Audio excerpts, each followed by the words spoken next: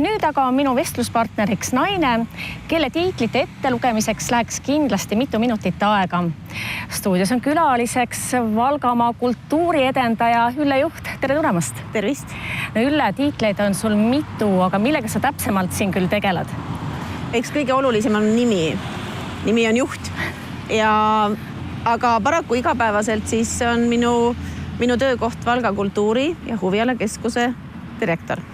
Toimub siin ka midagi, et meil pealinnast vaadatuna tundub küll, et see Valga on täiesti mõttetu koht, et täiesti pommiauk. Ärge nüüd nii küll öelge, et tegelikult selleks, et aru saada, mis siin toimub, mis siin ongi tarvis vahepeal kohal käia ja näha, sest tegelikult jah, võib öelda, et mingid perioodid on olnud, kui siin selline kultuuritegevus ehk on olnud pisut tagasihoidlikum, aga täna on julgelt võin väita, et täna me oleme juulikuus, et juulikuu on nii kuum, kui veel olla saab, sest et siin mõned nädalad tagasi toimusid ju suurejoonelised kohvikute päevad. Just ja olgu rõhutatud see asjaolu veel, et tegemist oli rahvusvaheliste kohvikute päevadega Valga-Valka ja see piiriülene kodukohvikute päev on Eestis esmakordne.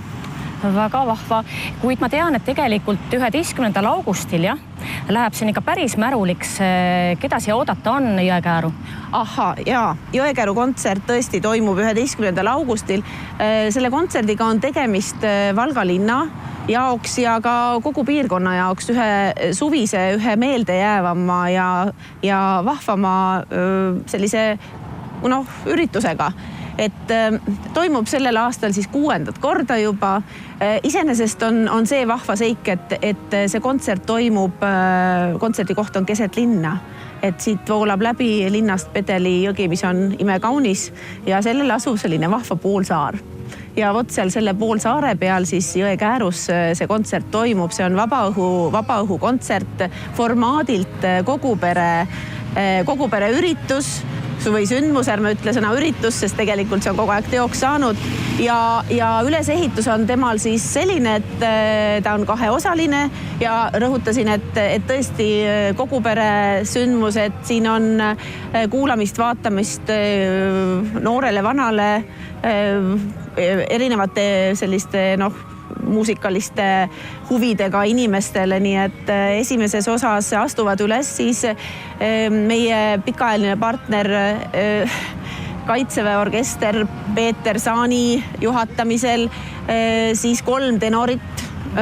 Need on siis Jaan-Villem Sibul, Rasmus Rull ja Reigo Tamm ja sopran Karmen Puis. Et see on selline natukene tõsisem pool, kuigi nende esitatavad lood on sellised vahvad, kerged, aga siiski natuke klassikalisem. Kuidas saite te Sanni poisid nõusse?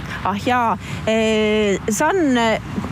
Sanni sisustada on siis selle kontserdi teine osa ja olgu siin öeldud, et The Sun koos Tanel Padariga annab kahjuks siis viimase kontserdi Valgamaal just nimelt 11. augustil ja nõusse saamisega polnud eriti raskusi, sest bänd esineb ju aastaringselt erinevates kohtades, aga kahtlemata on see nimetamist väärt, et just see viimane kontsert on ka Valgamaal ja The Sunni nii-öelda siis soojendusbänd on Würfel koos Rosanna Lintsiga, aga muidugi kohal on ka Ines Imeliste Oliver, Seppo Seeman on see, kes juhib seda vahvat õhtut, on Laura, on Rolf ja on palju muud huvitavad, nii et ka üllatused on olemas, selleks tuleb tulla kohale 11. augustil.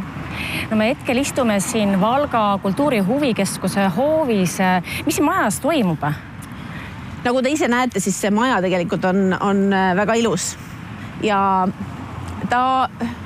nii nagu kultuurikeskuses ja huvialakeskuses ikka, et teeme kultuuri ja huvitegevus käib. Kuna on suvi, siis on huviringidel suvepuhkus, aga see ei tähenda seda, et majas kultuuri tegemine on peatunud, et meie majas on 2 suuremat saali, üks neist on teatrisaal, mis täidab nii kontserdirolli, teatrirolli kui ka kinofunktsioone, nii et tegemist on multifunktsionaalse saaliga, see mahutab 400 inimest.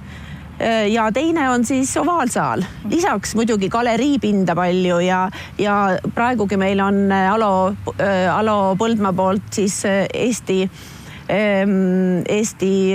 vabariigi 100 juubeliaastale pühendatud klaverite näitus, et tegelikult vaatamist ja sellist vaatamist on küllaga ja pakutavad on igal ajal ja palju tõesti erinevatele maitsetele.